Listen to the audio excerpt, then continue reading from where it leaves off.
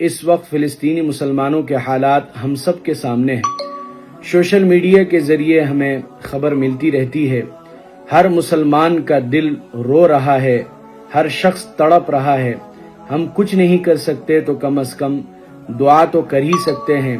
اور ہر مسلمان فلسطینی بھائیوں کے لیے، بہنوں کے لیے، بچوں کے لیے دعا کر رہے ہیں کہ یا اللہ ان مظلومین مسلمانوں کی خصوصی مدد و نصرت فرما، اور ظالمین کے حق میں اگر ہدایت ہے تو جلد از جلد ہدایت عطا فرما، اور اگر ان کے حق میں ہدایت نہیں ہے تو انہیں نیست و نابود فرما۔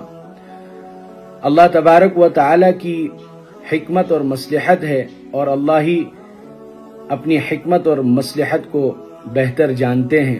کہ اس میں کیا حکمت ہے، کیا مصلحت ہے۔ البتہ ایمان کی پہچان اور علامت تو یہی ہے کہ اگر دنیا کے کسی بھی کونے میں کسی ایمان والے کو تکلیف پہنچتی ہے تو ایمان والا تلملا جاتا ہے، ایمان والا درد سے اٹھ جاتا ہے، اور یہ ایمان کے سب سے کمزور اور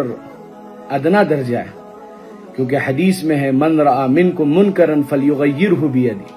فإن لم يستطع فبلسانه فإن لم يستطع فبقلبی فذاک اضعف الایمان، کہ اگر ہم سامنے ظلم ہوتا ہوا دیکھیں، برائی ہوتا ہوا دیکھیں، اگر ہمارے اندر طاقت ہے تو ہم ہاتھ سے روکیں، اگر اس کی طاقت نہیں ہے تو زبان سے ہم روکیں، اگر اس کی بھی طاقت نہیں ہے تو دل سے اسے برا سمجھے۔ یہ ایمان کا سب سے ادنا و کمزور درجہ ہے۔ کم از کم اتنا درجہ تو ہر ایمان والے کے اندر ہونا ہی چاہیے۔ اور ظلم یہ بڑی خطرناک بیماری ہے اور بڑی خطرناک چیز ہے۔ اللہ ہم سب کی حفاظت فرمائے، اور اللہ ان مظلومین کی مدد فرمائے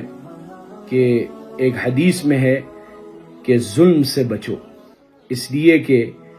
اس کی آگ چنگاریوں کی طرح آسمان میں اٹھتی ہے، اور ایک روایت میں ہے کہ ظلم اور اللہ کے درمیان کوئی آڑ نہیں ہوتا ہے، مظلوم کی بد دعا اور اللہ کے درمیان کوئی حجاب نہیں ہے، کوئی حجاب نہیں ہے، کوئی آڑ نہیں ہے، براہ راست سیدھا اللہ تبارک و تعالی مظلوم کی آہ کو قبول کرتے ہیں، تو سنتے ہیں، اور اللہ تبارک و تعالی کے عذاب سے کون بچ سکتا ہے؟ دنیا میں نہیں تو موت کے بعد تو اللہ کا عذاب چکھنا ہی ہے۔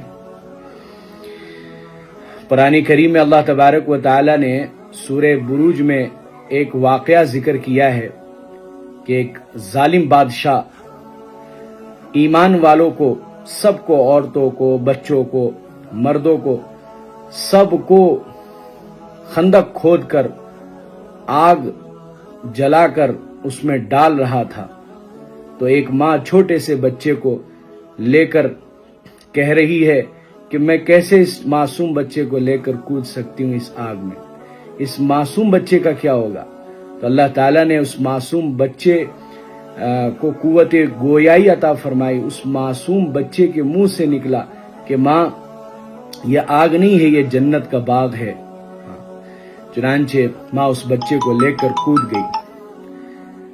تو یہاں اللہ تبارک و تعالی نے ان ظالموں کے بارے میں کہا ہے۔ ظاہری طور پر تو یہ نظر آ رہا ہے کہ مسلمان قتل کیے گئے، لیکن اللہ کہہ رہے ہیں قتل اصحاب الاخدود، کہ یہ خندق والے یہ قتل کیے گئے، یہ ہلاک و برباد ہوئے ہیں، یہ اللہ کے یہاں عذاب کے مستحق ہوئے۔ تو یقیناً ان ظالموں کا کیا حشر ہوگا یہ تو قیامت کے دن ہی پتہ چلے گا، یہ تو مرنے کے بعد ہی انہیں پتہ چلے گا۔ بس ہم زیادہ سے زیادہ یہ کہہ سکتے ہیں اور اللہ سے یہی دعا کر سکتے ہیں کہ یا اللہ اگر ان کے حق میں ہدایت ہے تو جلد از جلد ہدایت عطا فرما، اور اگر ہدایت نہیں ہے تو ایک ایک کو چن چن کر ختم فرما، اور مظلومین مسلمانوں کی خصوصی مدد و نصرت فرما، اور بیت المقدس کو یہودیوں کے چنگل سے آزاد فرما، اور اسرائیل کا خاتمہ فرما، اسرائیل کا خاتمہ فرما، اور مسلمانوں کو فتح نصیب فرما۔ اللہ تبارک و تعالی ہماری دعاؤں کو قبول فرمائے، ہماری فریادوں کو قبول فرمائے، اور ہر شخص کو چاہیے کہ اللہ کی اطاعت اور رسول کی اطاعت کے ساتھ زندگی بسر کرے۔ یقیناً یہ گناہوں کا نتیجہ ہے کہ دنیا میں کہیں نہ کہیں خشکی میں ہو یا بحر میں ہو فساد اور بگاڑ ہوتا ہے، یہ ہمارے بدعمالیوں کا نتیجہ ہے۔ اس لیے ہم سب کو چاہیے کہ سچی پکی اللہ سے توبہ کرے۔ السلام علیکم ورحمۃ اللہ وبرکاتہ۔ سوشل میڈیا پر سب سے قدیم اور سب سے ریلائبل برانڈ درسقرآن.com